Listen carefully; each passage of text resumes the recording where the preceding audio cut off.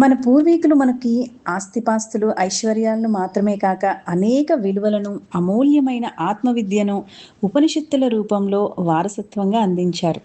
ఆ జ్ఞాన సంపద కేవలం అలమరలలోకే పరిమితం కాకుండా బాలల హృదయాల్లోకి వికసించాలి. పిల్లల భవిష్యత్తు వారికి అందించే విలువలపై ఆధారపడి ఉంటుంది.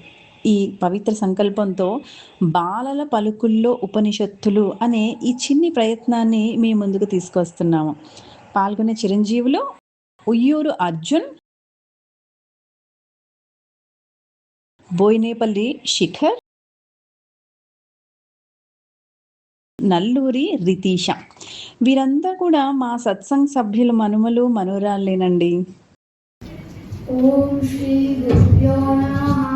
అందరికీ నమస్కారం. ఈరోజు మా ఇంట్లో చాలా ఉపనిషత్తుల గురించి చాలా ఆసక్తికరమైన చర్చ జరిగింది. మా నాన్న చెప్పిన కొన్ని విషయాలు మీతో పంచుకోవాలనిపించింది.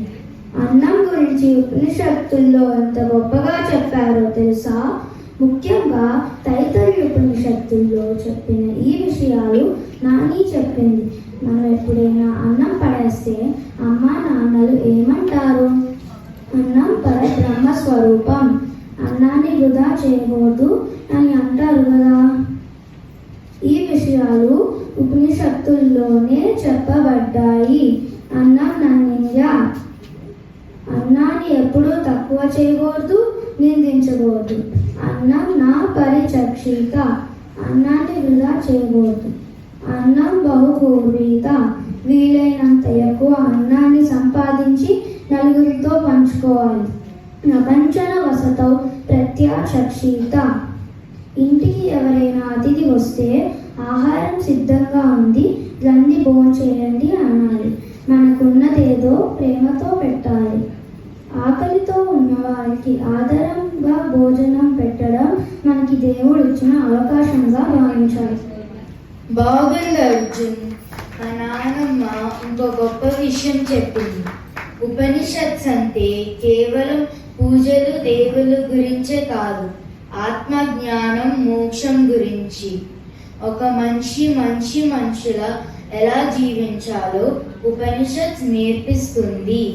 సత్యం చెప్పాలి, సత్యం వద, ధర్మాన్ని పాటించాలి, ధర్మం చర, తల్లిదండ్రులను, గురువులను, అతిథులను గౌరవించాలి. మాతృదేవో భవ, పితృదేవో భవ, ఆచార్య దేవో భవ, అతిథి దేవో భవ. ఈ వాక్యాలు ఉపనిషత్తుల్లోనివి.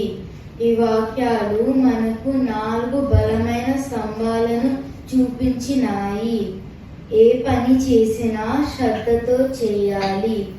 ధర్మం నుంచి, సత్యం నుంచి, మేలు చేసే వాటి నుండి దూరంగా వెళ్ళొద్దు అని చెప్తున్నాయి ఉపనిషత్తులు.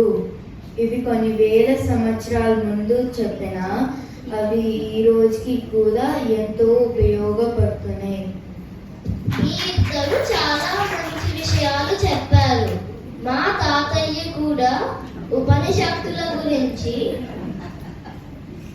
ఎన్నో విషయాలు చెప్పుతుంటారు. ఆయన చెప్పిన మొదటి విషయం భగవద్గీత ఉపనిషత్తుల సారమని చెప్పారు. గురు శిష్యుల సంబంధం గురించి ఉపనిషత్తులలో చాలా చక్కగా వివరించారట.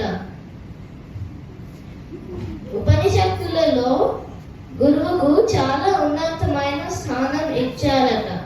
చాలా ఉపనిషత్తులు గురు శిష్యుల సంవాద రూపంలో ఉంటాయట. మా తాతయ్య చెప్పిన ఒక మాట నాకు చాలా నచ్చింది. అదేమిటంటే గురు శిష్యుల కలయికే విద్యట, వారిద్దరిని కలిపేది బోధనట. ఉపనిషత్తులు ఎంత బాగా చెప్పాయో కదా. ఇంకొక విషయం, డబ్బు సంపాదించటం తప్పు కాదట, కానీ డబ్బును ధర్మబద్ధంగా సంపాదించాలట. ఆ డబ్బులో అదనంగా ఉన్న కొంత భాగాన్ని సమాజంలో మంచి పనులకు ఉపయోగించాలని కూడా మా తాతయ్య చెప్పారు. ఈ విషయంలో శాస్త్రం పూర్తి అయిన ప్రమదితవ్యం అంటుందట. తాతయ్య దానం గురించి కూడా చెప్పాడు.